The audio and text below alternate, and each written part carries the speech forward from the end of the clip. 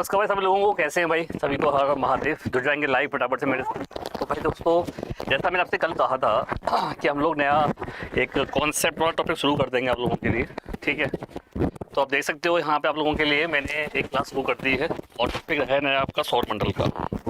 एक मिनट,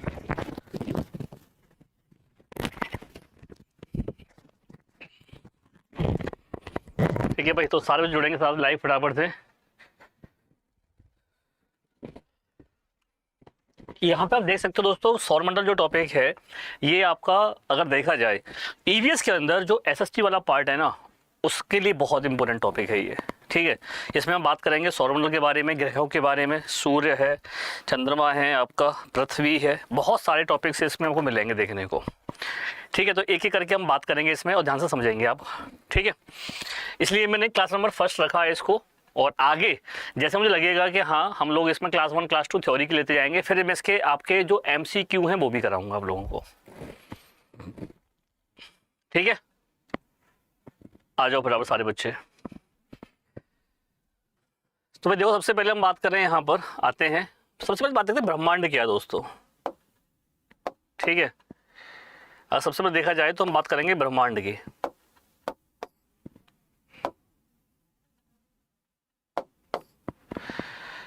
देखो ब्रह्मांड जो है आप देख रहे हो कि भाई आपका उसमें पृथ्वी, उसमें आपके जितने भी और भी बाकी सारे ग्रह हैं, अंतरिक्ष, ये पूरा सारा का सारा एक ब्रह्मांड है।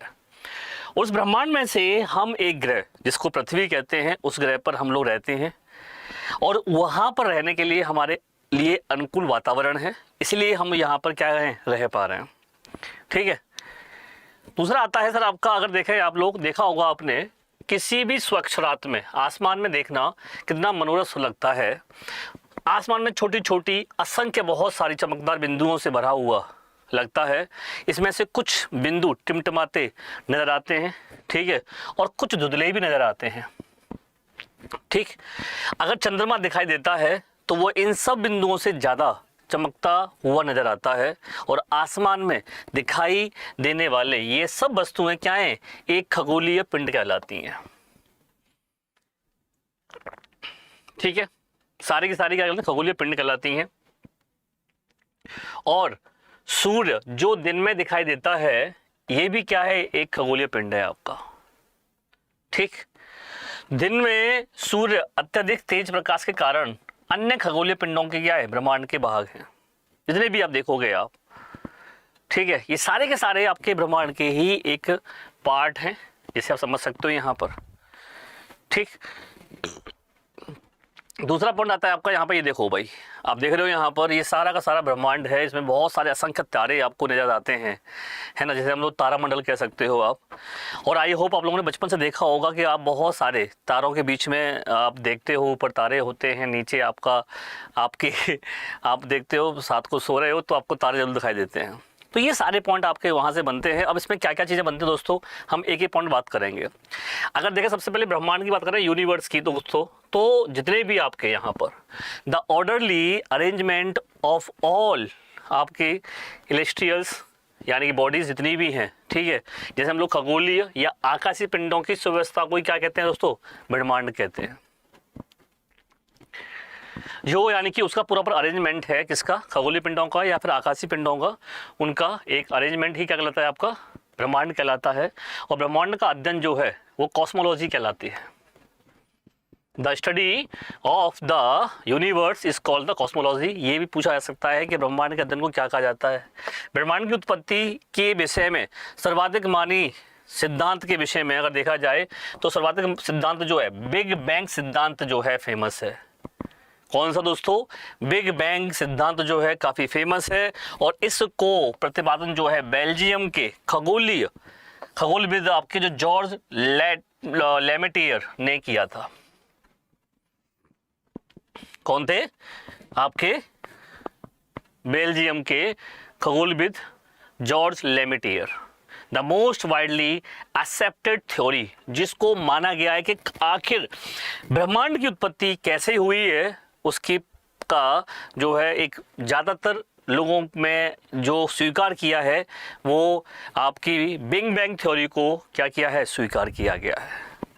हितेश जुड़ चुके हैं मेरे साथ यहाँ पर। जो बच्चे जुड़ते जा रहे हैं दोस्तों, उनसे रिक्वेस्ट है यार कि आप लोगों के लिए अब केवीएस के अंदर, ठीक है, मैंने आप लोगों के लिए दोस्तों क्या किया है, मैं शुरुआत कर रहा हूँ प्रॉपर थ्योरी के साथ आपके क्लासेस को। थ्योरी प्लस आपके क्या होंगे, एमसीक्यू होंगे, क्वेश्चंस होंगे, और इसके साथ हम शुरुआत करेंगे आपके साथ। तो मेरी सभी से रिक्वेस्ट है कि सारे बच्चे मेरे साथ लाइव जुड़ेंगे, ठीक है, सेशन को देखेंगे और कॉपी पेन लेके बैठेंगे भाई दोस्तों। क्या करेंगे, कॉपी प्लस पेन लेके बैठेंगे, ठीक है, जिससे उनको इसका फ़ायदा मिलेगा। और साथ ही साथ जो बच्चा यहाँ पे सीटेट की तैयारी भी कर रहा है, उसके लिए भी क्लास बहुत इंपॉर्टेंट होगी, ध्यान रखिएगा, ठीक है। जो बच्चा सीटेट की तैयारी कर रहा है उनके लिए भी क्लास क्या होगी, बहुत इंपॉर्टेंट होगी। इसलिए विचार आप लोग जो है इस क्लास को हल्के में लेके ना चलें दोस्तों, ठीक है। अब देखते हैं दोस्तों, यहाँ पर ये देख रहे हो आप लोग, एक आग का गोला दिखाई दे रहा है आप लोगों को, ये बहुत सारे आपको यहाँ पर प्रिंट दिखाई दे रहे हैं, ठीक है। अलग अलग तरीके से आप लोग देखोगे अगर, तो अगर मैं यहाँ पे अगर खड़ा हो जाऊँ तो आपको ऐसा लगेगा पता नहीं कि इस समय मैं कहाँ पे हूँ। रीज़न उसके पीछे सिंपल सा है दोस्तों, ये सारे पॉइंट जो है आपसे पूछे जा सकते हैं, ठीक है। मेन पॉइंट पे आते हैं। सबसे पहले आता है भैया भूकेंद्रीय मॉडल, जो आपका क्लॉडियस टॉल्मी ने दिया था। क्या दिया था इसमें सर आपका, ठीक है, जियोसेंट्रिक जो मॉडल है उसके अंदर क्या कॉन्सेप्ट था, खगोल विज्ञान के अंदर भूकेंद्रीय मॉडल के अंदर भूकेंद्रक या टॉलेमिक प्रणाली के रूप में भी जाना जाता है। और ब्रह्मांड का वर्णन है कि जहां पृथ्वी सभी खगोलीय पिंडों के केंद्रीय कक्षीय केंद्र में थी, मतलब पृथ्वी जो है केंद्र में थी, उसके बाद उसके अंदर आपके सारे के सारे क्या थे भाई, आपके अन्य ग्रह थे। ये कहता है जो सबसे पहले ये थ्योरी आई निकल करके कि भैया पृथ्वी जो है वो क्या है, सेंटर में है, केंद्र में है, ठीक है।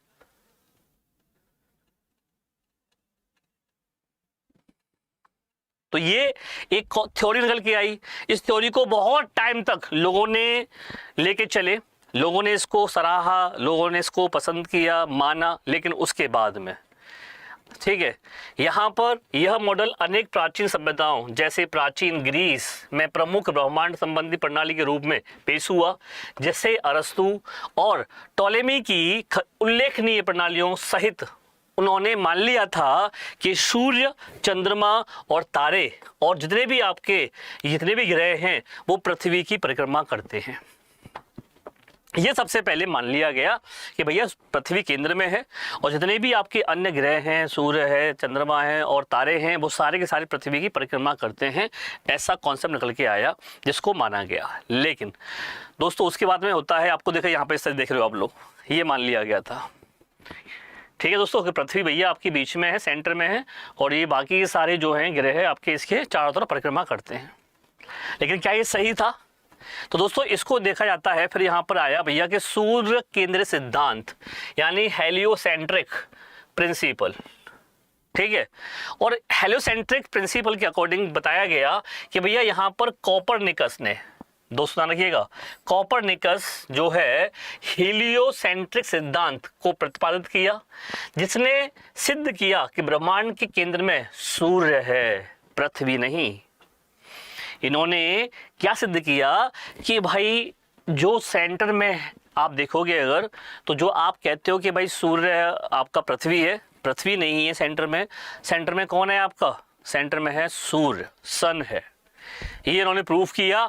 और जितने भी सभी ग्रह हैं वो लगातार उसका क्या कर रहे हैं? चक्कर लगाते हैं। और इस सिद्धांत से पहले ऐसा माना जाता था कि सूर्य पृथ्वी का चक्कर लगाता है, लेकिन इस सिद्धांत ने यह प्रूफ कर दिया था कि नहीं, सूर्य सेंटर में है और सूर्य के चारों ओर बाकी सारे ग्रह, भले पृथ्वी हो या अन्य ग्रह हैं, वो क्या करते हैं सर? चक्कर लगाते हैं, परिक्रमा करते हैं।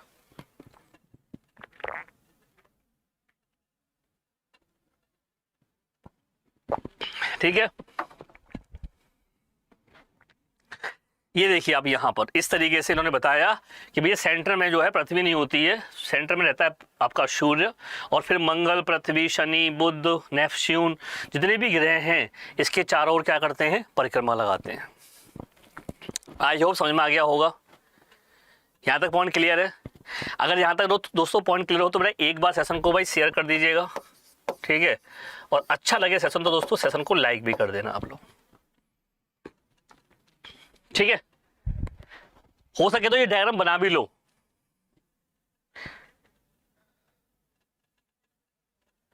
मेरा आपको टाइम देने का रीजन सिंपल सा है दोस्तों कि मैं बिल्कुल आपको यहाँ पर थ्योरी वाली जो कॉन्सेप्ट है मैं समझा दे रहा हूँ, क्योंकि ये थ्योरी जो टॉपिक है ये आपके लिए इम्पोर्टेंट है, ठीक है।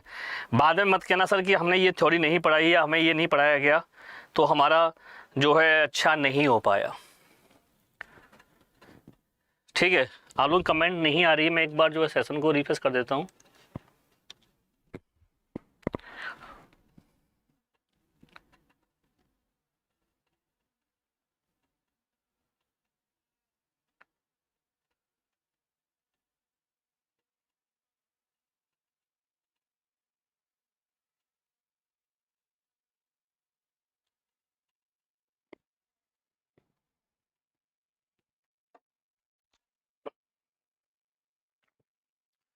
ये दोस्तों अब आता सर ब्रह्मांड की उत्पत्ति। तो देखो बिग बैंग सिद्धांत कहता है कि इसके अनुसार क्या था कि लगभग आप देखोगे तो 13.7 यानी इतने अरब वर्ष पहले 13.7 मिलियन ईयर्स एगो ब्रह्मांड सिमटा हुआ था।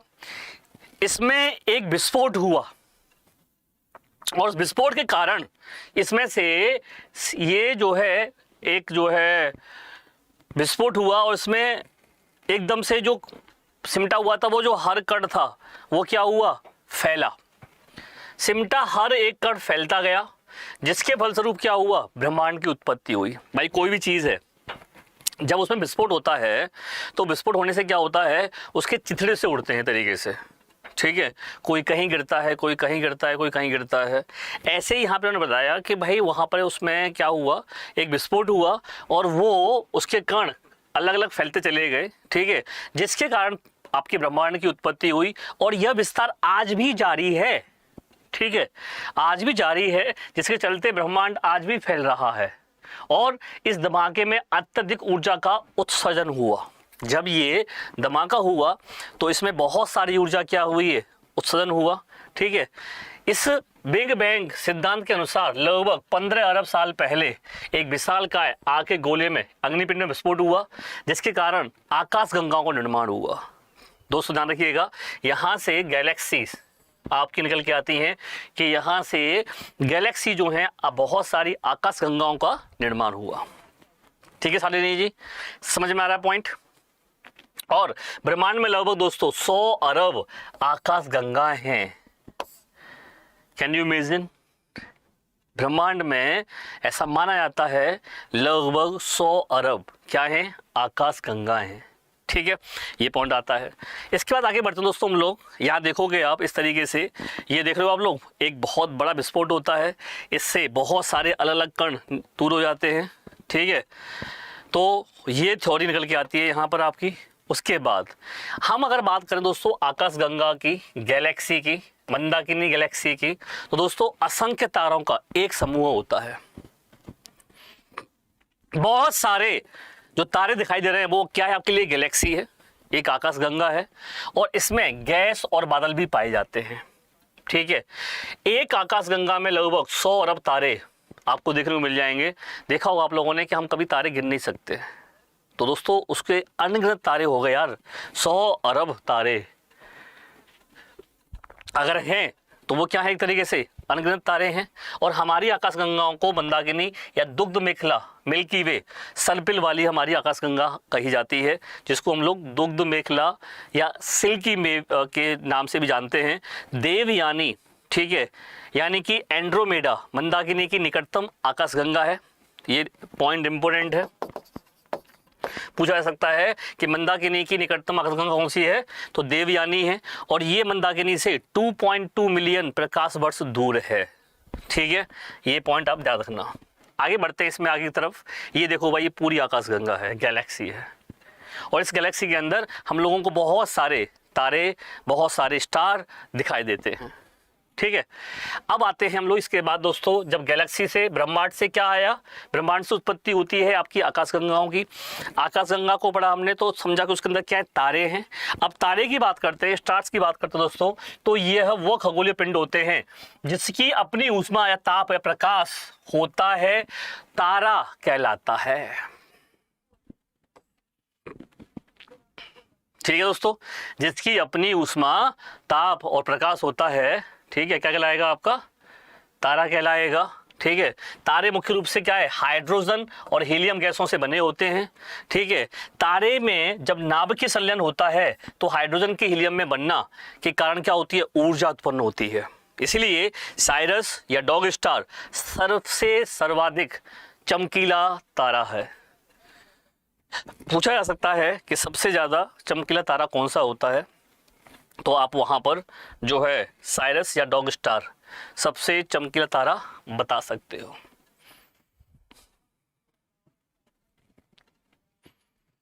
ठीक है, ये देख सकते हो आप भाई, ये सारे के सारे क्या है, आपके स्टार्स हैं। कोई तारा आप देखा होगा, एक तारा आपको बहुत चमकीला दिखाई देता है अलग से, आपको देखा है भाई, कितने बच्चों ने देखा है। दोस्तों मैं एक चीज़ कहना चाहूँगा आप लोगों से, बेटा जितने बच्चे भी मेरे साथ जुड़े हुए हैं सेशन को बेटा शेयर करें और लाइक करें, क्योंकि ये टॉपिक मैं थ्योरी वाइज आपको करा रहा हूँ और इसके मैं आपको एमसीक्यू कराऊंगा अभी टॉपिक होने के बाद। ठीक है, जब दो हल्के नाभिक परस्पर संयुक्त होकर के एक भारी तत्व के नाभिक की रचना करते हैं दोस्तों, तो इसी प्रक्रिया को हम क्या कहते हैं, नाभिकीय संलयन कहते हैं। When two lighter nucleus combine from a nucleus of a heavier element, तो वो क्या कहलाता है, नाभिकीय संलयन कह लो या न्यूक्लियर फ्यूजन कह सकते हो आप उसको। और नाभिकीय संलयन के फलस्वरूप जिस नाभिक का निर्माण होता है उसका द्रव्यमान संलयन में भाग लेने वाले दोनों नाभिकों के सम्मिलित द्रव्यमान से कम होता है। ठीक है, तो द्रव्यमान में कमी ऊर्जा क्या होती है, रूपांतरित होती है। आप देखोगे तो बहुत सारे, जैसे आप देखने को मिलेगा आपको यहाँ पर, ये देखिए आप, यहाँ पर एक स्टार है, इसके अंदर हाइड्रोजन और हीलियम है, और यहाँ पे देखोगे आप तो इस तरीके से क्या हो रहा है, नाभिकीय संलयन हो रहा है आपका। यहाँ पर हाइड्रोजन मिलकर के क्या बना रहे हैं, आपका हीलियम बना देते हैं।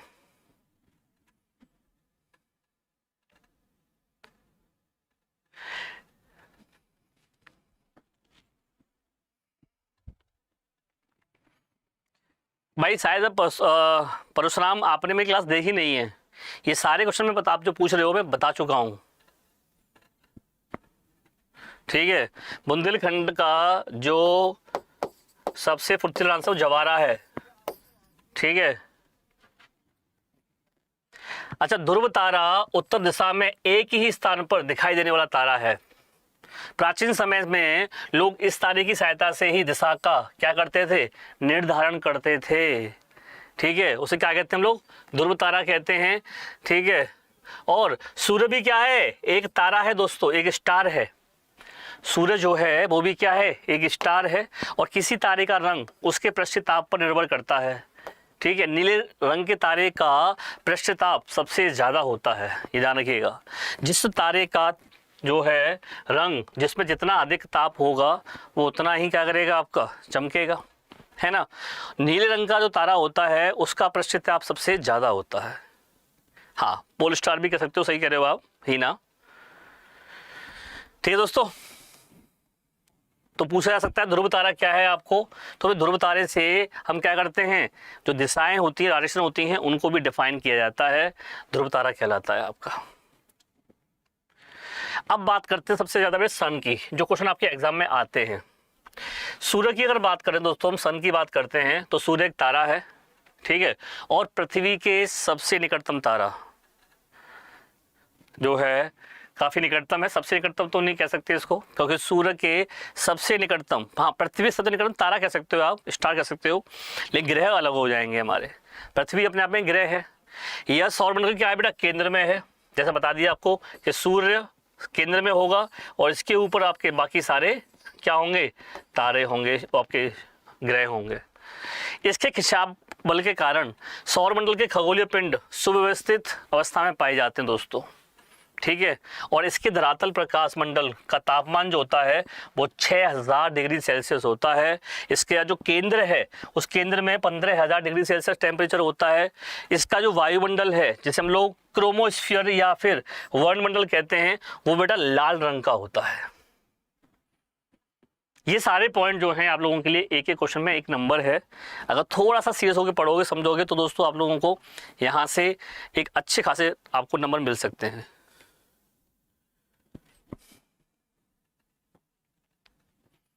ठीक है, आगे बढ़ते हैं। ये देखो ये है सूर्य और इससे निकलती है रोशनी।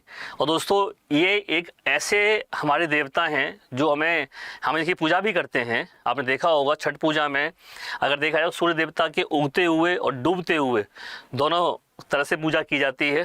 ठीक है, और ये आप देखोगे आज बाहर हम लोग अगर आज यहाँ पर हैं बाहर रोशनी है तो केवल सूर्य की वजह से है। अगर सोचो सूर्य की वजह से रोशनी न निकले, सर्दियों में 2 दिन धूप नहीं निकलती है ना भाई साहब तो हालत ख़राब हो जाती है। तो वो हमारे सूर्य देवता की मेहरबानी है दोस्तों। अब देखो यहाँ पर ये सूर्य हो गया, इसके चारों तरफ क्या कर रहे हैं सर, आपके सारे ग्रह चक्कर लगा रहे हैं। भले वो बुध हो या फिर आपका मंगल है या शुक्र है, पृथ्वी है, शनि है, नेपच्यून है, बृहस्पति है ना, यूरेनस है, ये सारे के सारे जो ग्रह हैं वो सूर्य के चारों चक्कर लगा रहे हैं। यहां तक कोई भी डाउट है मुझसे पूछ लो दोस्तों।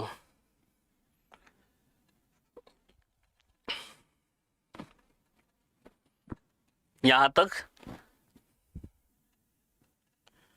अगर किसी बच्चे को कोई भी डाउट है तो वो पूछ सकता है।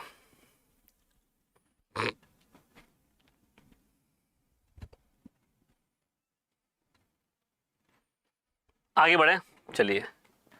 अच्छा, इसमें कुछ धब्बे पाए जाते हैं, ठीक है, जिन्हें सूर्य कलंक कहा जाता है। ठीक है, यानी कि अगर जो स्पॉट पाए जाते हैं उन स्पॉट को हम लोग क्या कहते हैं, सनस्टगमा कहते हैं। ठीक है, और इसका वहां पर तापमान कितना होता है, 4500 होता है, 4500 डिग्री सेल्सियस होता है। यानी कि प्रकाश मंडल में से 1500 डिग्री सेल्सियस कम होता है। ठीक है, और सूर्य ग्रहण के दौरान सूर्य का जो भाग दिखाई देता है उसे किरीट या कोरोना कहा जाता है, जहां से एक्स किरणें निकलती हैं, खासकर वो हानिकारक किरणें निकलती हैं। तो जब सूर्य ग्रहण होता है तो उस दौरान जो दिक्पाट दिखाई दे रहा है वो क्या कहलाएगा, आपका किरीट या कोरोना कहा जाता है। ठीक है, और सूर्य पृथ्वी से अगर देखा जाए तो लगभग 15 करोड़ किलोमीटर दूर है। 15 करोड़ किलोमीटर की दूरी है सूर्य और पृथ्वी की, जहां पर रोज डेली आपके लिए किरणें सूर्य की आती हैं। तो पूछा जा सकता है आपसे कि भाई कितना समय लगता है सूर्य की किरणों को पृथ्वी तक आने में या सूर्य के प्रकाश को पृथ्वी तक आने में।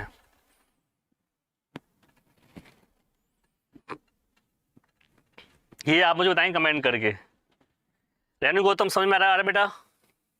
भाई आप लोगों ने कहा था सर कॉन्सेप्ट बता दो, ठीक है, तो दोस्तों मुझे लगा कॉन्सेप्ट और के साथ में आपको मैं क्वेश्चन कराऊं एमसीक्यू, तो मैंने ये टॉपिक पकड़ लिया आप लोगों के लिए जो अच्छा लगा मेरे को। अब हम बात करेंगे बेटा सोलर सिस्टम की, यानी कि सौर मंडल की। ठीक है, यहाँ पे देखा तो दोस्तों तो सूर्य और उसका परिवार, यानी कि इसमें ग्रह है, उपग्रह है, आपके शुद्ध ग्रह है, उल्का पिंड, ये सब मिल करके क्या बनाते हैं, आपका सौर मंडल का निर्माण करते हैं। ये सब के सब मिल करके सौर मंडल का निर्माण करते हैं। ठीक है, और पृथ्वी सूर्य की किरणों को पहुंचने में 8 मिनट 19 सेकंड लगाता है। जो अभी मैं आपसे पूछ रहा था, ठीक है, वो आपका कितना टाइम लग रहा है, 8 मिनट 19 सेकंड का टाइम लगता है 15 करोड़ किलोमीटर दूरी को तय करने में सूर्य किरणों को। और ये पूरब से पश्चिम की तरफ घूर्णन करता है। ठीक है, पूरब से पश्चिम की ओर घूर्णन करता है, और यह मुख्य रूप से हाइड्रोजन और हीलियम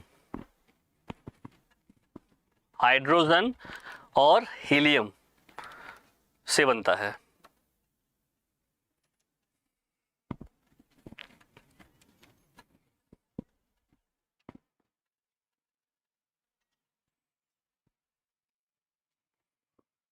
ये देखिए आप, ये सूर्य बाबा के सबसे नजदीक ग्रह कौन सा है आपका? मरकरी, उसके बाद वीनस, शुक्र,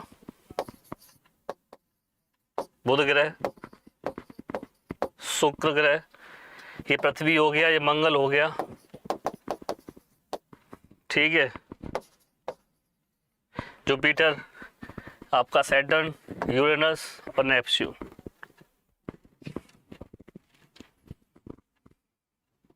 भाई समझ में आ रहा नहीं आ रहा, पहले ये बता दो दोस्तों,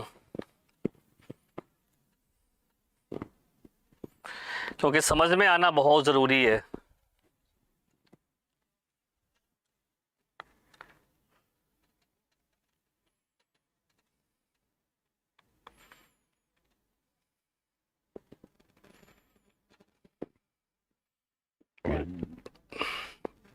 बताइए यार।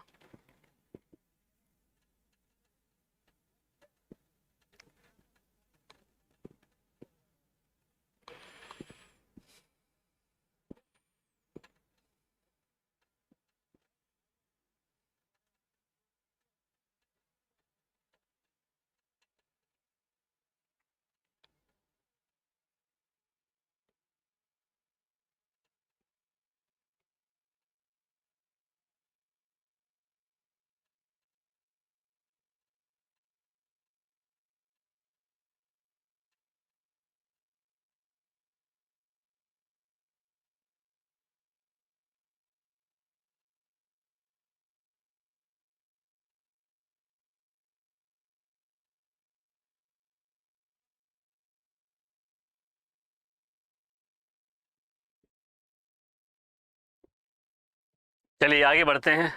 ये लिख लिया भाई, बना लिया ना आप लोगों ने? आई होप ये बना लिया होगा। साल नहीं आता, समझ में आ रहा है? ठीक है, चलो अब आगे बढ़ते हैं। इसमें नाभिकीय संलयन द्वारा ऊर्जा का उत्पादन होता है सूर्य के अंदर भी। और जो प्रॉक्सिमा है, प्रॉक्सिमा सेंचुरी सूर्य का सबसे निकटतम तारा है, जो सूर्य से 4.3 प्रकाश वर्ष दूर है।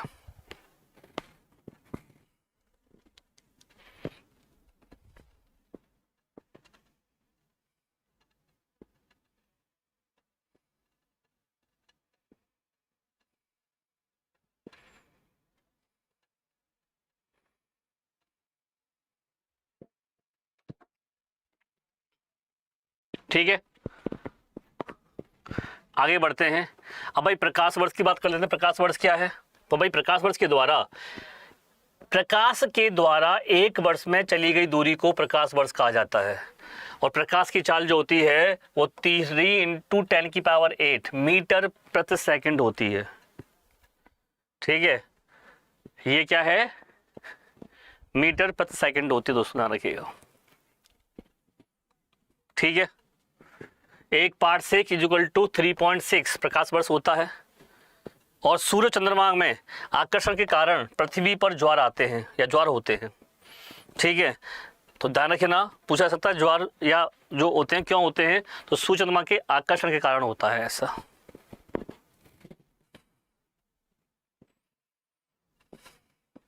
ठीक है, आगे बढ़ते हैं। प्लैनेट की बात करते दोस्तों, ग्रहों की बात करते हैं हम लोग।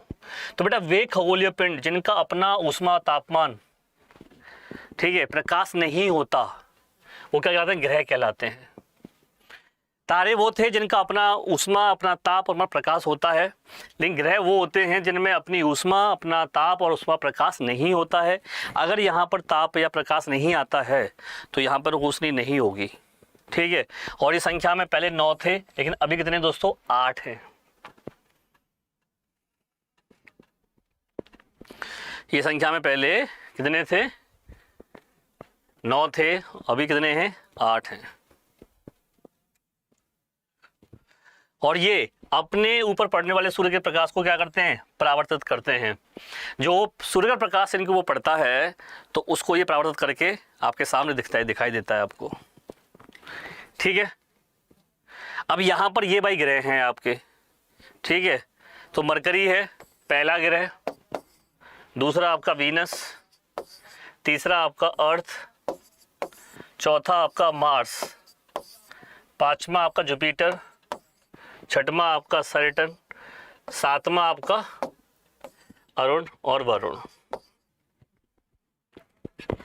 ये 8 ग्रह लिख लो, पूछे जाते हैं आपसे।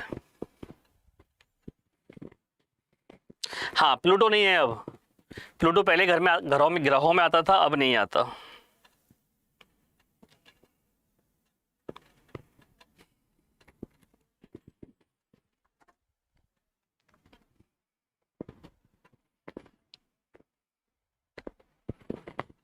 ठीक है,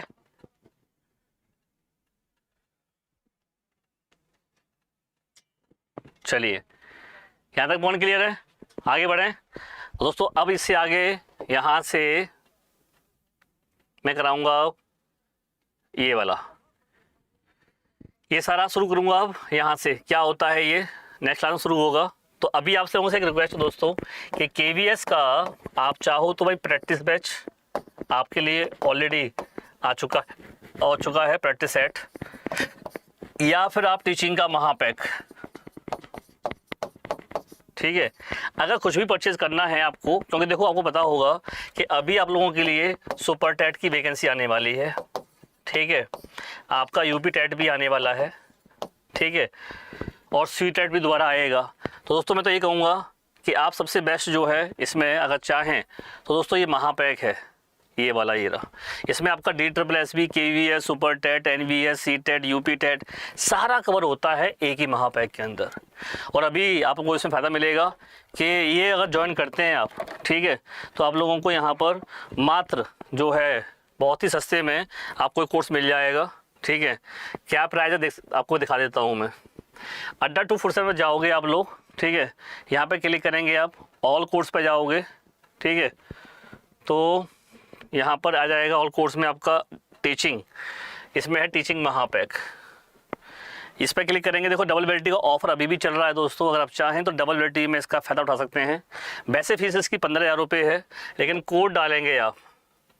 ठीक है, एक कोड है जो बता रखा है मैंने आपको, क्या Y184। ठीक है, ये कोड अप्लाई करेंगे आप तो इसका प्राइस आपको लगभग 3500 रुपये पड़ जाएगा। दोस्तों मैं कहूँगा कि आप इसको ले सकते हो, इसमें सब कुछ मिलेगा आपको। जो बच्चा भी लेना चाहे Y184 कोड लगा करके, ये देख लो आप, ये कोड है, आप ले सकते हो डिस्काउंट के लिए। तो इसी तरह से मैं आपको इसके अब क्वेश्चन जब टॉपिक हो जाएगा तो क्वेश्चन भी कराऊंगा और थ्योरी भी होती रहेगी आप लोगों की। ठीक है बच्चों, तो bye bye, take care, thank you class, जय हिंद, जय भारत।